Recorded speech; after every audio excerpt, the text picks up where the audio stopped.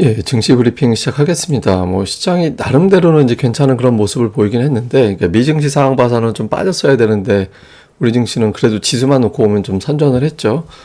테슬라가 5% 빠지고, 엔비디아가 1.7% 빠지는 그런 모습이 나왔거든요. 근데 이제 투자자들은 미증시 빠진 거는 이 공매도 애들 좀 장난치는 거 아닌가? 공매도 애들이 세게 작동한 거 아닌가? 이런 생각도 같이 한 것 같아요. 그러니까 여러 가지 파월의 발언 영향이라든가, 경기에 대한, 그다음에 중국 경기에 대한 우려 이런 것들이 있긴 했지만 어쨌든 두 종목은 많이 올라서 빠진 거고, 빅테크 정도 제외하고 팡맨 빼놓고는 그렇게 또 심하게 빠진 종목은 별로 없다 보니까 이미 반영된 재료 가지고 똑같이 반영될 필요는 없다, 이렇게 본 시각이 일부 있었던 것 같고요. 그 다음에 이제 연준 인사들의 발언들을 보면 조금 이제 차이가 있었죠. 그러니까 파월 발언에 오늘 되게 많이 집중을 했는데, 우선 파월은 인플레이션 진정시키기 위해서 할 일 남아있다. 그리고 연준 인사들 다수가 추가적으로 긴축해야 된다라고 의견을 내고 있다. 근데 이 다수라는 게 거의 대부분이라는 의미였거든요, 이 사람은. 그리고 추세 이하의 성장, 노동시장의 완화가 돼야 인플레이션이 잡힐 것 같다, 이런 이야기를 했는데, 근데 여기서 이제 시장에서는 두 차례 금리 올리는 거에 대해서 파월이 마치 단정할 것 같이, 단정적으로 얘기한 것 같이 보도가 됐거든요.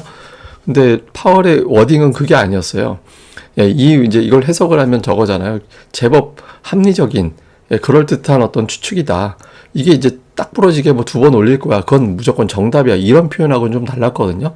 꽤 괜찮은 추측이다라고도 해석될 수 있는 거라서 이거는 두 번 올린다라고 장담한 거라고 해석하기는 어렵습니다. 그리고 이거는 지난번 FOMC 회의 이후에 했던 발언의 컨트롤 C, 컨트롤 V 버전이었기 때문에 파월의 발언이 더 세게 나오거나 그런 건 아니었어요. 그러니까 시장이 터무니없이 빠질 정도 사안은 아니었고, 오히려 이제 다른 어떤 연준 인사들은 지금의 금리 수준 유지해야 된다, 데이터 보면서 판단할 거고, 향후에 인상 효과가 계속 나타날 거기 때문에 일단 중지해놓고 봐야 된다, 이런 이야기를 했거든요. 그래서 파월이라든가 연준 인사들의 발언 때문에 시장이 터무니없이 빠질 만한 날은 적어도 오늘은 아니었다, 이렇게 볼 수 있었습니다.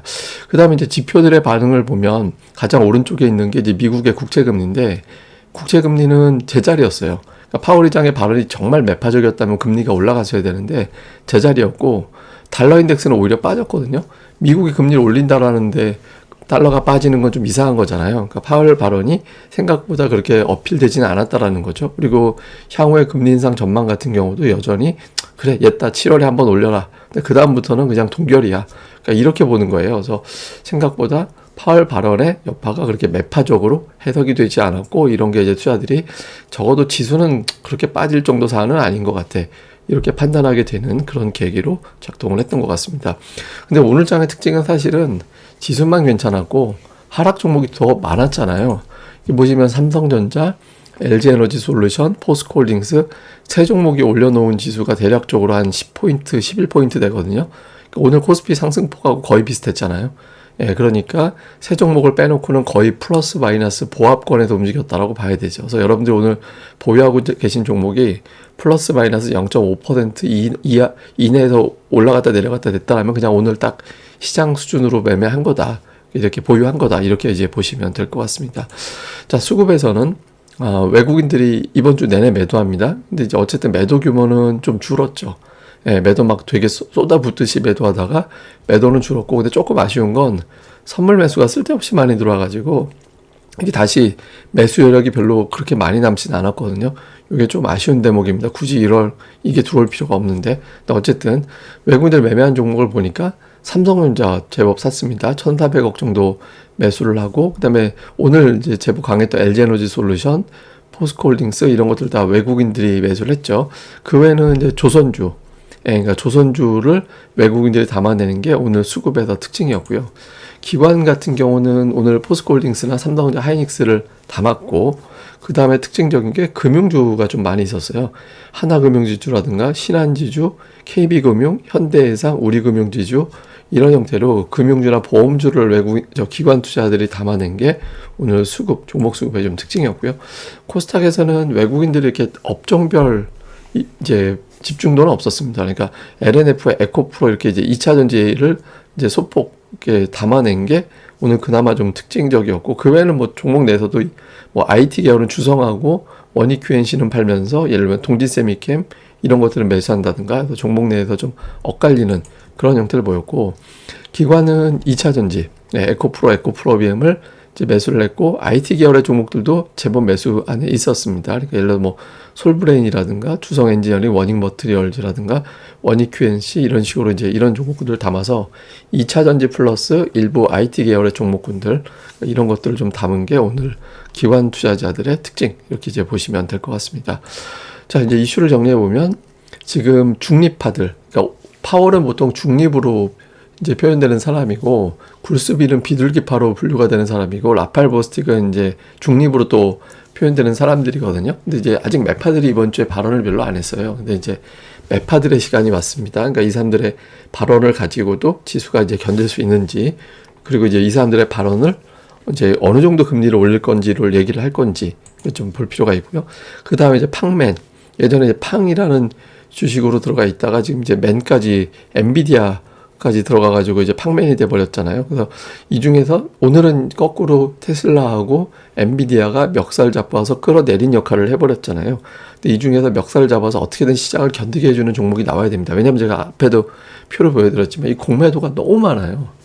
공매도가 너무 많고 저는 최근에 자꾸 비관론자들 뉴스가 부각되는 게 1조 달러 베팅돼 있다라는 거 아니에요. 지금 공매도가. 이 공매도 세력들이 어떻게든 시장 끌어내리려고 의도적으로 그런 측면도 있다라고 보거든요. 근데 여기서 이제 미친 척하고 팡맨 빅테크 2개 정도만 지수 확 올려버리면 이제 공매도 청산됩니다. 그냥 오히려 재료도 없는데 그냥 올라가는 상황이 생길 수도 있거든요. 근데 여기서 조금만 삐끗하면 미증시가 터무니없이 빠질 수도 있는 아슬아슬한 구간입니다. 그래서 멱살 잡아주는 종목이 나올 수 있는지, 그 다음에 이건 잠시 후에 보여드릴게요. 외국인들이 금요일마다 매수하는 패턴이 있는데 요게 이제 어떻게 되는지를 좀 볼 필요가 있고, 특징주는 뭐 앞서 이제 철강, 곡물 뭐 이런 거 이제 말씀드렸는데, 제가 이제 지켜야 될 선이라고 표현드린 게 외국인들이 5월 15일 이후에 요일별로 보면 월요일 매도, 화수목은 뭐 그냥, 근데 하루 평균으로 보면은 뭐 그냥 평범했잖아요. 오늘 이제 매도로 집계 되긴 했지만, 근데 금요일에는 이례적으로 되게 매수를 세게 했어요.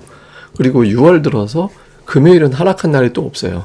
외국인들이 저렇게 이제 열심히 매수를 하니까 매도 한 날도 없고, 또 이제 매수도 하루 평균으로 5,500억씩 들어와 버리니까 지수가 안 빠지게 되는 상황이 생기는 거잖아요. 그러니까 지켜야 될 선, 요 패턴이 6월 들어서 이어질 거냐, 금요일에 요게 하나가 좀 있고, 또 하나는 제가 어저께 이제 ADR이 코스피는 과매도로 내려왔다, 그래서 이제 반등 시도가 나올 수 있다라고, 그러니까 그런 구간으로 왔다라고 제가 말씀을 드렸는데, ADR이 이제 여기 내려온 상태에서 지금 지수가 올라가고 내려가고는 중요한 게 아니라 이 ADR은 지수하고는 상관이 없는 지표거든요. 그러니까 상승 시도하는 종목군들이 이제 속속 늘어나기 시작한다는 의미가 됩니다. 그래서 상승 종목 수가 조금씩 늘어나는 시도들이 나오게 되는지, 요 두 가지, 금요일에 다음에 이제 ADR상 이 두 가지 어떤 변화가 생기는지 이런 것들을 좀 중점적으로 보면 될 것 같습니다.